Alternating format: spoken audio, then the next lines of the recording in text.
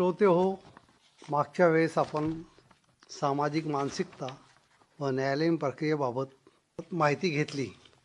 आज त्यातलाच एक पुढील भाग म्हणून न्यायालयीन अंतर्भूत बाबी याबाबत माहिती घेणार आहोत.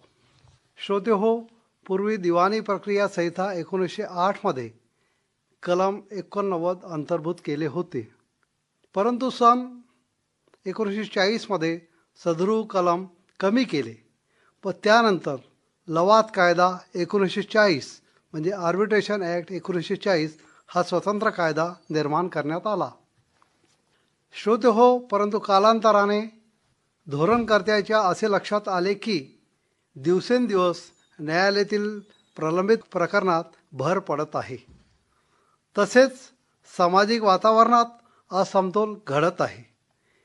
ह्या सर्व बाबींवर प्रतिबंधक लावण्याच्या दृष्टीने तसेच सामाजिक समतोल घडवण्यासाठी धोरणकर्त्यांनी दिवाणी प्रक्रिया संहिता 1908 काही गोष्टी अंतर्भूत करण्याचे ठरविले. त्या दृष्टीने केंद्र सरकारने विधी आयोग तथा मलिमत कमिटीला अहवाल देण्यासाठी सांगण्यात आले.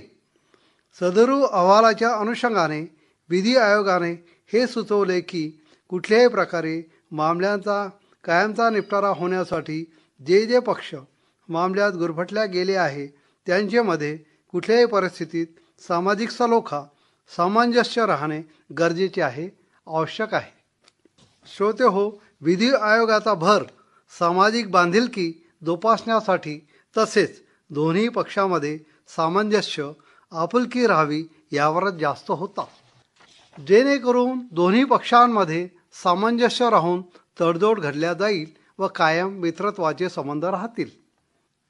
श्रोते हो, तसेच मलिमत कमिटी नियुक्त मंडळाच्या दृष्टीने न्यायालयीन प्रकरणात मुद्दे निघाल्यानंतर असे बंधनकारक केले की प्रकरणात तडजोड करण्याकरता प्रकरण आर्बिट्रेशन, कन्सिलेशन, ज्युडिशियल सेटलमेंट, लोक अदालत, मेडिएशन यांच्याकडे पाठवण्यात यावे. जर ह्या माध्यमातून प्रकरण सोडवल्या गेले नाही तर प्रकरण पुढे चालवल्या जाईल. विधी आयोग तथा मलिमत कमिटीचा मुख्य हेतू हा आहे की समाजामध्ये सामंजस्य राहावे, कुठल्याही प्रकारे आपसी वाद निर्माण होऊ नये. जरी दुर्दैवाने कोणाच्या चिथावणीने वाद निर्माण झाले असल्यास ते सामंजस्याने सोडवावे. आता पुढे आपण बघूया की न्यायालयीन कायदेशीर बाबी याबाबत माहिती घेऊया. केंद्र सरकारने विधी आयोग तथा मलिमत कमिटी यांनी सादर केलेल्या अहवालानुसार सन 1999 दिवाणी प्रक्रिया संहिता 1908 कलम 89 अंतर्भूत केले. त्यानुसार जसे की न्यायालयाच्या बाहेर प्रकरणाची तडजोड करणे, settlement of disputes outside the court. श्रोते हो, सदरू दुरुस्तीची अंमलबजावणी सन 1/7/2002 पासून सुरू झाली. सदरू दुरुस्तीनुसार तसेच अंतर्भूत करण्यात आलेल्या दिवाणी प्रक्रिया संहिता 1908 कलम 89 नुसार न्यायालयावर जबाबदारी देण्यात आली की सादर केलेल्या प्रकरणात काही तडजोड होऊ शकते का, तसेच तडजोडीची शक्यता असल्यास कलम 89 अंतर्भूत करण्यात आलेल्या तरतुदीचा लाभ घेऊन तडजोड करण्यात यावी. तसेच दिवाणी प्रक्रिया संहिता 1908 आदेश 10 नियम 1 नुसार न्यायालयाला बंधनकारक करण्यात आले की त्यांना संबंधित पक्षांना दिवाणी प्रक्रिया संहितेचे कलम 89 अंतर्भूत करण्यात आलेल्या तरतुदीचा न्यायालयाच्या बाहेर तडजोड करून लाभ घ्यावा.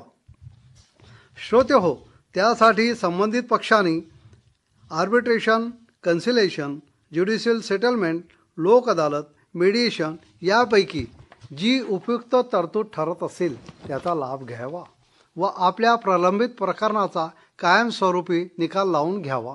श्रोते हो, ह्या साऱ्या तरतुदी जरी दिवाणी प्रक्रिया संहिता 1908 कलम 89 अंतर्भूत केल्या असल्या तरी कुठल्याही प्रकारे खर्चिक नसणारी व त्रासदायक नसणारी व चुटकीसरशी निकाली निघणारी बाब म्हणजे मध्यस्थी प्रक्रिया आहे. मध्यस्थी का बरं उपयुक्त आहे? श्रोते हो, आपण जर बघितले की आर्बिट्रेशन, कन्सिलिएशन, ज्युडिशियल सेटलमेंट, लोक अदालत ह्या सर्व ठिकाणी संबंधित पक्षांना आपल्या कथनाच्या पुष्टार्थ भक्कम दस्तऐवज पुराव्याच्या माध्यमातून संबंधितासमोर सादर करावे लागतात. हे सर्व केल्यानंतर सुद्धा निकाल आपल्या पक्षाकडेच लागेल की नाही यावर प्रश्नचिन्ह असते. तसेच ही प्रक्रिया कायम संपुष्टात येणारी नसते. तसेच वरील नमूद केलेल्या माध्यमातून प्रकरणाचा निकाल लावताना संबंधित पक्षाचा प्रत्यक्षात कुठल्याही प्रकारे सहभाग नसतो.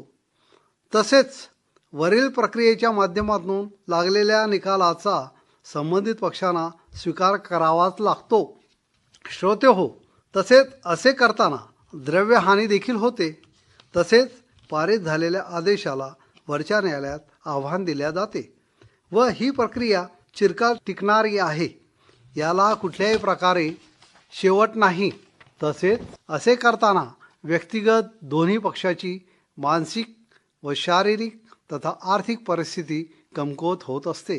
श्रोतेहो, तसेच यदाकदाचित अंतिम पारित झालेला आदेश जरी विजयी पक्षाच्या बाजूने लागला असल्यास ज्याने आजपर्यंत आपल्या आयुष्याचे महत्त्वाचे सुखासमाधानाचे दिवस आपल्या बुद्धीचा वापर न केल्याने तसेच चेले चपाट्यांचे सांगण्यावरून मामले खालून वरपर्यंत चालवण्याकरता न्यायालयाचे उंबरठे पायदळी तुडवले असतात, ते झालेला न्यायालयीन विजय बघायला ह्या सृष्टीवर नसतात.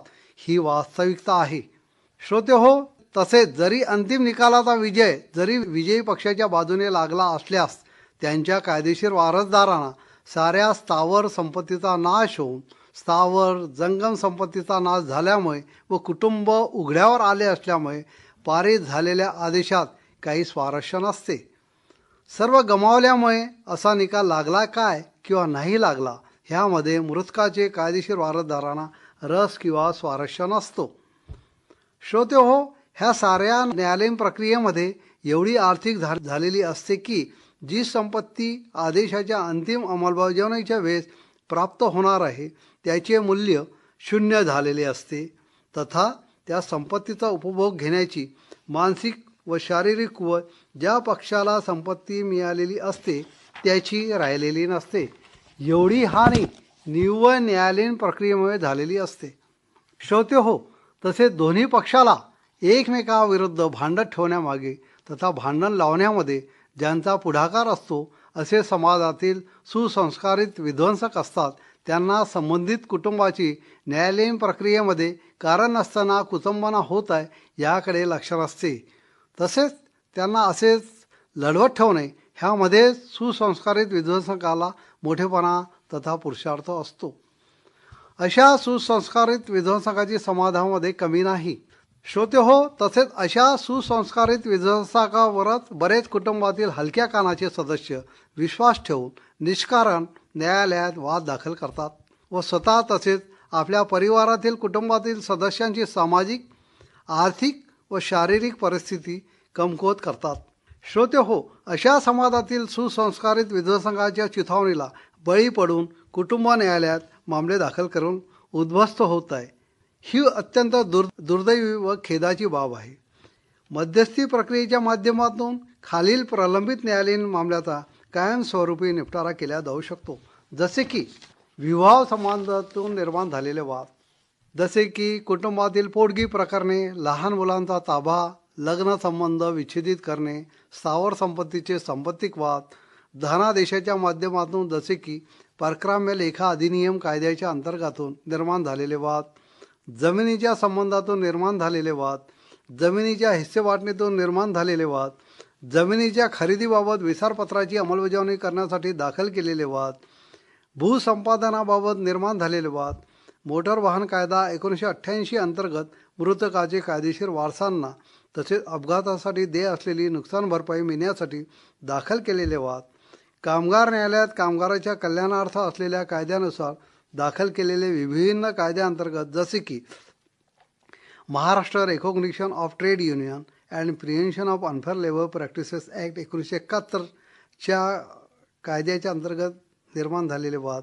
Factories act 1948, employees compensation act, payment of gratuity act 1972च्या अंतर्गत निर्माण झालेले वाद, बोनस ॲक्ट 1965च्या अंतर्गत निर्माण झालेले वाद, माइन्स ॲक्ट 1952च्या अंतर्गत निर्माण झालेले वाद, तसेच अन्य कायद्याअंतर्गत प्रलंबित असलेले कामगारांचे कल्याणार्थ दाखल केलेले मालक मजुराबाबत दाखल केलेले वाद, तसेच श्रोते होय ग्राहक संरक्षण कायद्याअंतर्गत दाखल केलेले मामले, भारतीय न्याय संहिता 2023 पूर्वीचे भारतीय दंडविधान 1860 कायद्याअंतर्गत प्रलंबित असलेले फौजदारी वाद, परंतु समाज विघातक कायद्याअंतर्गत प्रलंबित असलेल्या वादाशिवाय अन्य वादाचा कायमस्वरूपी निकाल मध्यस्थी केंद्रात लावला जाऊ शकतो.